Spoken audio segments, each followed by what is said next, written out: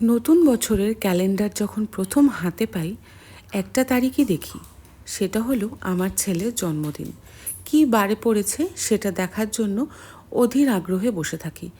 এবং শুধু তাই না, এই দিনটার জন্য বছরের শুরুর থেকেই কিন্তু আমার অপেক্ষা চলতে থাকে।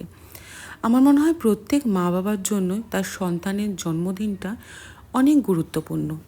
আমার কাছেও সব থেকে পছন্দের এবং সব থেকে গুরুত্বপূর্ণ দিন হলো এই দিনটা।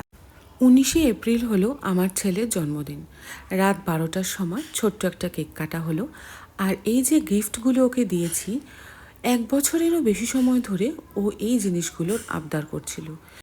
আমি আর ওর বাবা দুজনেই বিশ্বাস করি আমাদের খুব আদরের এবং একমাত্র সন্তান বলেই যে সে যখন যেটা চাইবে তখন সেটা তার হাতের মুঠোয় তুলে দিতে হবে, সেটা কিন্তু নয়।